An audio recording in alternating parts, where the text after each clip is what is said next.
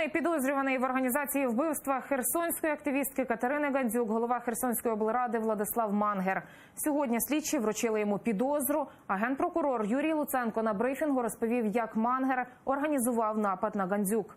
Сам обвинувачений чиновник не затриманий. Лише завтра Шевченківський райсуд Києва обиратиме йому запобіжний захід. Докладніше наша Тетяна Сулій.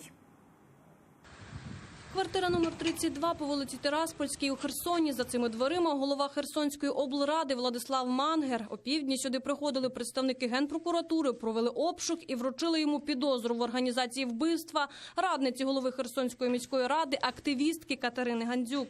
На порозі квартири журналістів зустрічає адвокат Владислава Мангера Дмитро Ільченко. Свято вірить у невинуватість свого підзахисного. Дана підозра є абсолютно необґрунтованою. Вона, в принципі, не містить відомостей про те, яким чином Мангер пов'язаний із справою Гандзюк. В ній взагалі відсутня мотивація. Тому ми вважаємо, що після того, як Мангер дасть свої покази, ми будемо вимагати скасування даної підозри. Сам же ймовірний замовник вбивства херсонської активістки Катерини Гандзюк після вручення йому підозри із дому нікуди не тікає. Люб'язно запрошує журналістів до квартири, бо житься до вбивства Катерини Гандзюк він не причетний і готовий довести це слідству. Жодного відношення до того горя, яке сталося в Херсонській області, я не маю. На цьому правда. Я думаю, і слідство, і суд побачаться, і про це я казав слідчим. Я нікуди не тікаю, я готовий співпрацювати зі слідством.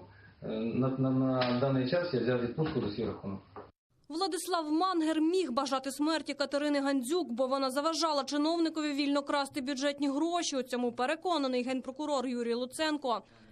Розгніваний чиновник, каже, замовляючи вбивство імовірним виконавцям Левіну і Павловському, навмисно обрав спосіб, який би змусив Катерину Гандзюк довго страждати. Її облили сірчаною кислотою просто біля її дому 31 липня торік. Дівчина отримала опіки третини всього тіла, пережила 11 операцій, але одужати так і не змогла. Катерина Гандзюк померла 4 листопада у реанімації Київського опікового центру. На виконання цього злочинного плану Мангер дав Левіну та Павловському грошові суми у розмірі не менше 10 тисяч гривень для придбання необхідних засобів зв'язку, а також закупівлі знаряддя убивства. Крім того, Мангер узгодив з Левіним і Павловським суму винагороди за вчинення цього злочину, частину з яких вони планували передати безпосереднім організаторам та виконавцям. Генпрокуратура не може затримати підозрюваного в організації вбивства Катерини Гандзюк Владислава Мангера, навіть маючи неспростовні докази його вини, констатує Юрій Луценко. Максимум, що дозволяє зробити у цій ситуації закон, це запросити його в суд. Вже завтра клопотання про арешт голови Херсонської облради Владислава Мангера розглянуть у Шевченківському райсуді Києва. Аби запобігти можливим спекуляціям, усіх, хто міг бути причетним до вбивства Катерини Гандзюк, Юрій Луценко пообіцяв перевірити на детекторі брехні. Тетяна Сулій, Заман, АТР.